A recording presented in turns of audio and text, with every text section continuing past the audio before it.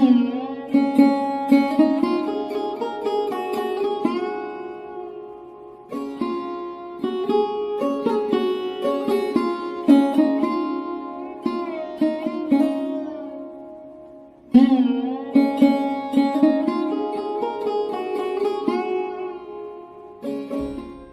सार्वजनिक सभा ब्रिटिश भारत का एक सामाजिक संगठन था जो भारत की सरकार और लोगों के बीच मध्यस्थ के रूप में काम करने के और किसानों के कानूनी अधिकारों को लोकप्रिय बनाने के उद्देश्य से शुरू किया गया था। यह 2 अप्रैल 1870 को 6000 व्यक्तियों द्वारा चुने गए 95 सदस्यों के निर्वाचित निकाय के रूप में शुरू हुआ था। यह संगठन भारतीय राष्ट्रीय कांग्रेस का उग्रदूत था जिसने अपने पहले सत्र की शुरुआत महाराष्ट्र से ही की थी। पुणे सार्वजनिक सभा ने बाल गंगाधर तिलक सहित भारतीय स्वतंत्रता संग्राम को राष्ट्रीय कद के कई प्रमुख नेता प्रदान किया। इसका निर्माण 1867 में एच चिपलुंकर, गणेश वासुदेव दोषी तथा महादेव गोविंद रानाडे आदि द्वारा किया गया। औध राज्य के शासन भवन राव और श्रीनिवास राव प्रणिति संगठन के पहले राष्ट्रपति थे। कई प्रतिनिधि हस्तियां जैसे बाल गंगाधर तिलक, गोपाल हरि देशमुख तथा महर्षि अन्ना साहेब पटवर्धन आदि ने संगठन के अध्यक्ष के रूप में कार्य संभाला।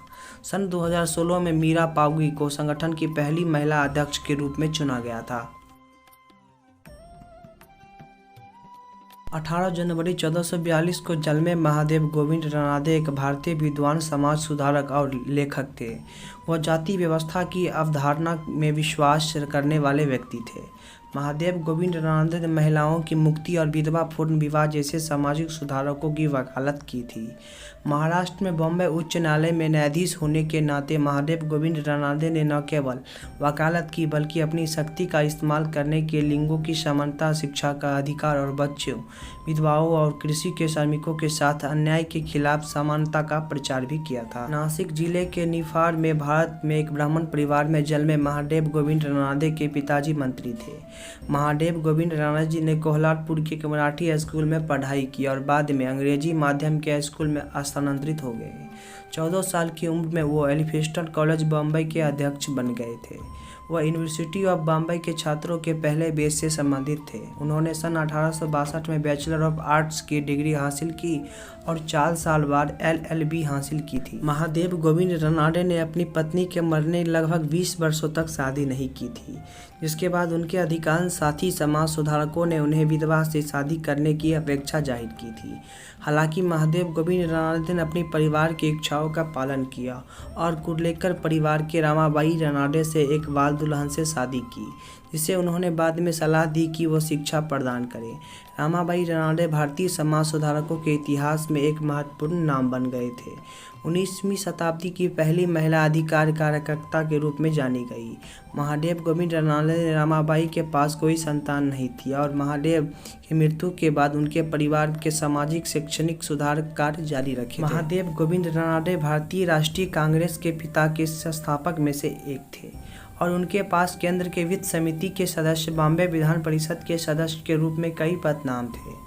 अपने जीवन के दौरान उन्होंने पूना सार्वजनिक सभा तथा सार्थक समाज की संस्थापना में मदद की और एक बॉम्बे एंग्लो मराठी दैनिक पत्र इंद्र प्रकाश का संपादन भी किया था, जिसे सामाजिक और धार्मिक सुधार की उनकी विचारधारा द्वारा संस्थापित किया गया था। महादेव गोविंद रानाडे ने भारतीय सामाजिक सुधार आंदोलन के मिशन को मानवकृत समाज और आध्यात्मिक रूप से संक्षेपित किया था। उन्होंने पूर्वदाह प्रणाली, घूंघट के पीछे महिलाओं को रखने के खिलाफ अभियान चलाया। वह सामाजिक सम्मेलन आंदोलन के संस्थापक थे जिनका उन्होंने अंतिम सांस तक समर्थन किया था। उन्होंने बाल विवाह के खिलाफ अपने समाज सुधारकों के प्रयासों, विधवाओं के सिर पर मुंडन तथा विवाह और अन्य सामाजिक कार्यों को भारी लगान और विदेश यात्रा पर जाति प्रतिबंधों का निर्देशन किया तथा उन्होंने विधवा पूर्ण विवाह और महिला शिक्षा को पुरजोर वकालत भी की थी। महादेव गोविंद रानाडे 1861 में विधवा मैरिज एसोसिएशन की संस्थापकों में से एक है। उन्होंने वामन अबजी मोदक और इतिहासकार डॉक्टर RG के साथ मिलकर महाराष्ट्र के सबसे पुराने गर्ल्स हाई स्कूल की स्थापना भी की थी। हाँ तो मेरे प्रिय साथियों, आज के इस वीडियो में बस यहीं तक। आई होप हमारी वीडियो आपको काफ़ी अच्छी लगी हो। अगर आपको हमारे इस वीडियो में कुछ कमी दिखाई पड़ती है तो प्लीज़ आप मुझे कमेंट में ज़रूर बतलाइएगा, ताकि मैं उस कमी को सुधार के और काफ़ी बेहतर वीडियो आपके आगे प्रस्तुत कर पाऊँ। तो कल मिलते हैं हम आपसे एक नई जानकारी के साथ। तब तक के लिए बाय।